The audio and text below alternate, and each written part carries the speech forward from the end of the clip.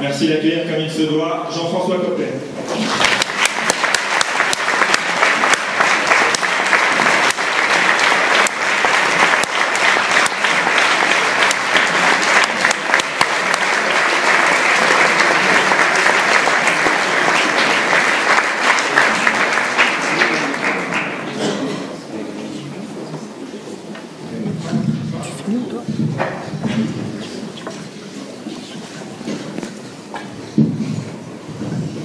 Alors, Jean-François Coplet, bonsoir. Nous sommes ravis d'accueillir comme première invité politique un président. Enfin, quand je dis président, je veux dire un ancien président du groupe parlementaire UMP, mais peut-être aussi un futur président de la République. Enfin, même si ce n'est pas encore fait, on peut dire que vous ne cachez pas vos ambitions pour 2017. Bon, je vais résumer la pensée de Jacques Attali. Il a dit en gros que l'ENA ne servait à rien, qu'il n'y avait rien appris. Je vous laisse donc la parole pour dire ce que vous y avez appris. Je réponds tout de suite. Allez-y. Bonjour à tous. Bon, faut dire que je suis très heureux, très impressionné par le public que vous constituez, puisque il y a parmi vous donc des ingénieurs de toutes les futurs ingénieurs, en tout cas élèves de toutes les grandes écoles scientifiques françaises ou presque. Donc je suis d'autant plus impressionné de me trouver devant des gens qui vont porter nos couleurs pendant toutes les années qui viennent sur les domaines d'excellence. Et je suis persuadé qu'au fond de vous-même, vous mesurez la responsabilité qui pèse sur vos épaules. En ce qui concerne la remarque de Jacques Attali, donc si je vous fais confiance, c'est vraiment ce qu'il a dit. Faites-moi confiance. Non, je pense qu'il est un peu sévère, comme tous les gens qui ont fait l'X avant de faire l'ENA. Ils sont absolument obligés de faire ce type de différence. La vérité, c'est que les grandes écoles, comme d'ailleurs les classes préparatoires, sont évidemment des rendez-vous de formation initiale très importants pour la vie future. L'erreur, c'est de penser qu'à soi tout seul, ça suffit, voilà. Ce qui concerne l'ENA, la particularité, c'est qu'on nous demande, pour intégrer l'école, de connaître, je ne dirais pas tout sur tout, mais enfin un nombre de choses absolument encyclopédiques dans toutes les matières possibles. La seule chose qu'on ne nous apprend pas en réalité, c'est à prendre des risques. Voilà. Et je pense que la vie, ça n'est que de la prise de risque. Et que c'est certainement le seul message qui n'est pas délivré aux élèves de l'ENA, puisque les professeurs qui nous y accueillent, qui sont généralement eux-mêmes des praticiens de l'action publique et de l'action administrative, nous délivrent comme message, en gros, nous recommandent de laisser l'État dans l'état dans lequel nous l'avons trouvé en arrivant. Et ça, je pense que c'est la pire des choses. Alors, à l'approche de 2007, vous avez aussi mené campagne de toutes vos forces pour le candidat Nicolas Sarkozy. Cependant, une fois élu, vous n'êtes pas retenu pour participer au gouvernement. Comment expliquer que M. Sarkozy ne vous ait pas donné de ministère en 2007 ? Parce que c'est difficile de donner un ministère et de donner une leçon. Voilà. Il a choisi la deuxième option. Voilà. C'est-à-dire une leçon, vous pouvez nous détailler? C'est-à-dire qu'en gros, il voulait me montrer que je n'étais pas irremplaçable, ce qui était vrai. Donc il m'a, pas qu'il m'a pas retenu, il m'a même mis dehors. D'accord, Dehors. Et c'était une époque où nos relations n'étaient pas extraordinaires. Ont-elles déjà été ou... C'est le nouveau maintenant. C'est normal et extraordinaire. C'est un nouveau truc. Donc voilà, et donc nos relations n'étaient pas... Ah oui, il y a des moments où elles étaient très très bonnes. D'ailleurs, l'histoire de mes relations avec lui, c'était parfois très bonne et parfois très mauvaise. Depuis de nombreuses années qu'on se connaît. Et donc voilà, donc il m'a fait cette démonstration et je me suis retrouvé président de majorité à l'Assemblée, président du groupe parlementaire. Et c'est établi entre nous une relation qui fait que finalement nous sommes retrouvés. Voilà. Il y a des moments de tension assez vifs. Donc ça a été une leçon efficace. Et réciproque. Vous pensez que vos politiques ne gagnent pas assez d'argent, ou vous vouliez juste montrer l'exemple et appliquer le slogan « Travailler plus pour gagner plus ». Alors, est-ce que je pense que les hommes politiques sont assez payés ou non? cette question est toujours très, très difficile. Rapporter à celui qui est au RSA ou au SMIC, oui, c'est évidemment beaucoup plus, puisque quand vous êtes député, vous gagnez 5 000 € par mois. Donc c'est 5 fois plus. Voilà. En revanche, ce qui est vrai, et comme je ne fais pas de langue de bois, je vais le dire de la même manière, il faut savoir qui on veut pour le personnel politique. Si on veut que des gens qui gagnent moins de 5 000 € par mois avant d'entrer en politique, pas très bien, seulement on n'aura qu'une partie de la société française.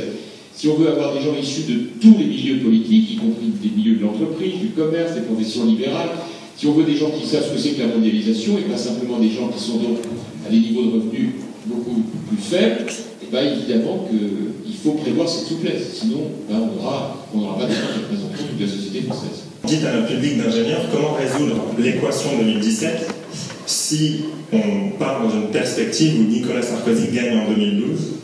Donc ça sera en 2017 4 mandats successifs de droite.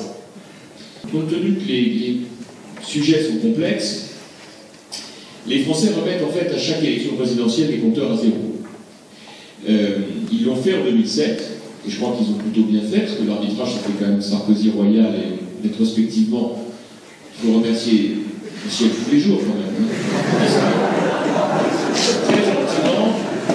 Très gentiment. Mais enfin, vous imaginez, on a eu à gérer 5 crises mondiales, 5, une crise monétaire, une crise économique, une crise sociale, une crise environnementale et une crise géopolitique avec ce qui se passe au sud de la Méditerranée. Bon, imaginez Ségolène Royal à la manœuvre. Quand on voit la manière dont elle appréhende les problèmes de notre pays, bon, voilà, ce pays a eu de la chance. Bon. Si on la reçoit, on a l'occasion de lui... Écoutez, franchement, si vous la recevez, vous pourrez tester.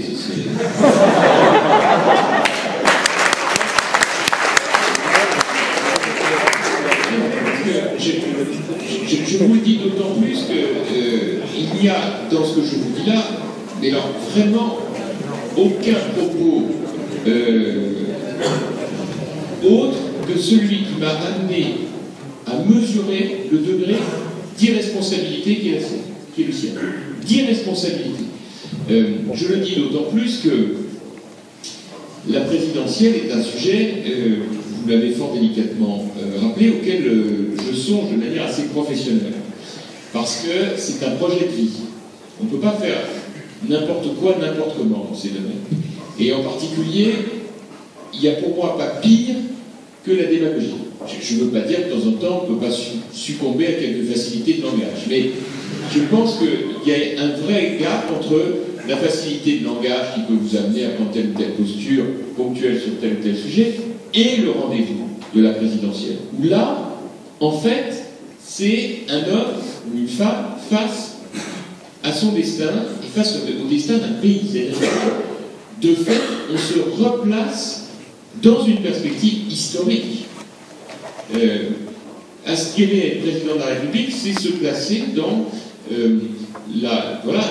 dans la perspective de succéder aux grands hommes d'État qui ont fait la France. Donc, Laurent Wauquiez a récemment proposé une contribution d'intérêt général en échange du RSA, pour qui, je cite, l'assistanat est le cancer de la société française. Alors, êtes-vous d'accord avec lui? Et est-ce que le service civique obligatoire que vous proposez pourra devenir une concurrence déloyale vis-à-vis des demandeurs d'emploi et plus généralement des actifs? Ah non, ça n'a rien à voir, mais je vais vous en dire un mot. Mais avant ça, sur l'histoire de Wauquiez, sur le fond, Wauquiez a soulevé un sujet dont on sait en meeting dans toute la France qu'on est sûr d'être applaudi. Quand vous dénoncez l'assistanat, à droite, ça paye toujours. Il y a comme ça 2-3 sujets, vous êtes assuré de remporter la mise. Il a pris celui-là, il l'a fait d'ailleurs avec il a très bien fait. Alors ça a fait un psychodrame au gouvernement, je ne comprends pas, c'était absolument atroce. Mais moi, je ne suis pas au gouvernement. Donc, je pense que ce n'est pas mon sujet. Pour moi, responsable du parti, c'est une très bonne chose, parce que c'est un vrai sujet et que ce sera un marqueur de la campagne. Pour moi, je n'ai pas du tout l'impression de laisser ce sujet de l'assistanat faire les gorges chaudes de l'extrême droite. Donc, je me suis évidemment tout de suite emparé de cette affaire. mis Vauquier à contribution, et tout ça est très bien. 2 remarques en revanche de forme, pour moi extrêmement critiquables, je le lui ai dit. Un, c'est d'utiliser le mot cancer, ça c'est insupportable. Toute personne qui de près ou de loin a eu à vivre ce que c'est que le cancer ne peut pas vivre bien une formule aussi maladroite. Il en a utilisé une deuxième, il a dit que c'était utiliser tout haut ce que les Français pensent tout bas. Alors ça c'est une formule, breveté Le Pen, et moi je ne peux pas accepter qu'on utilise ces phrases qui sont absolument inacceptables au regard des combats que nous menons. Mais sous ces 2 bémols, je considère que c'est un sujet qu'il faut absolument traiter. Pour être tout à fait... Mais on arrive à près de 900 morts en Syrie, et pourtant là, personne ne va chercher, comme vous dites, la communauté internationale. Alors pourquoi ce 2 poids 2 mesures? Ben, vous avez raison. Pourquoi 2 poids 2 mesures? La communauté internationale a commencé à bouger, elle bouge moins vite qu'en Libye. C'est une affaire de circonstances. Je souhaiterais moi aussi que la communauté internationale se bouge sur la Syrie, mais je dis, l'histoire continue. La succession à la tête du FMI s'est ouverte aujourd'hui avec comme principale candidate Christine Lagarde. Néanmoins, les pays émergents mettent aussi en avant leurs candidats. On a pu voir des candidats du Mexique ou même du Kazakhstan. Pensez-vous qu'il est important de garder l'Europe? Oui. Oui. C'est même plus qu'important, c'est vital. L'essentiel de la crise, en ce moment, porte sur quelques pays d'Europe. Les équilibres à la tête des institutions étant ce qu'ils sont, il faut absolument que ce soit un Européen qui succède au FMI. Il se trouve qu'on a en Christine une très bonne candidate, à tout point de vue, et que si c'est elle qui succède, ce serait formidable. D'accord, mais les pays émergents ne méritent pas d'obtenir une place importante comme celle de... Si, bien sûr, mais je pense qu'aujourd'hui, vous savez, le FMI, c'est d'abord une institution pour les crises. Et les crises, en ce moment, elles sont dans certains pays d'Europe. Donc je pense qu'il faut quand même tenir compte de ce paramètre. Et quels ont été les résultats concrets des débats sur l'identité nationale ou sur la laïcité que vous avez Alors, c'est 2 débats très différents. L'identité, ça a été arrêté en route, malheureusement, donc ça n'a rien donné. La laïcité, en revanche, ça a été l'occasion de mettre les pieds dans le plat sur un certain nombre de points extrêmement importants. De quoi s'agissait-il? On est bien loin des polémiques grotesques qu'on a pu lire dans les journaux sur ce sujet. La laïcité, c'est quoi? C'est pas du tout la négation des religions. C'est la liberté pour chacun d'exercer son culte dans le respect de celui des autres, d'exercer son culte s'il le souhaite, dans le respect de celui des autres et dans le respect des lois de la République. Or, il se trouve que la loi actant la laïcité date de 1905 et que depuis cette date s'est développée sur le territoire une communauté religieuse qui est devenue la 2e communauté religieuse de France, qui est la communauté musulmane, pour lesquelles, comme c'était postérieur à 1905, il n'y a pas eu de règles. Et c'est comme ça qu'on assiste aujourd'hui, comme toujours en France, quand il n'y a pas de règles dans un domaine, à des comportements provocateurs ou anarchiques qui sont extrêmement préjudiciables à l'image de nos compatriotes musulmans et de l'exercice ordinaire de leur culte. Voilà. Quand vous avez des femmes qui, à l'hôpital de Meaux, refusent de se faire soigner par des médecins hommes au motif qu'elles sont musulmanes, c'est écrit nulle part encore, et pourtant, sur la base de données fondamentalistes et de manipulations douteuses, elles le font. Quand vous avez des parents qui interdisent à leurs filles d'aller à la piscine avec les garçons au collège ou au lycée, même chose, c'est écrit nulle part dans le Coran.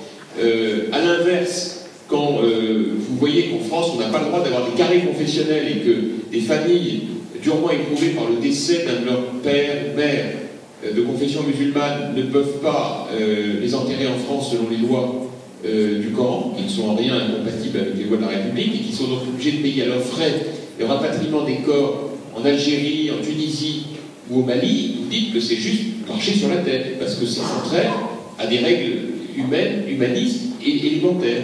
Donc c'est la raison pour laquelle, dans ce contexte, j'ai porté cette convention avec l'UMP, avec cette idée simple, et de dire, assumons les droits et les devoirs, et organisons des règles simples pour, à la fois, la liberté du culte, la liberté de conscience, et aussi la fermeté face à des dérives inacceptables. C'est dans la même veine que j'ai porté la loi d'interdiction de la burqa, qui n'était pas du tout une prescription coranique, mais l'instrumentalisation politique de la religion par la joyeuse équipe de Tariq Ramadan et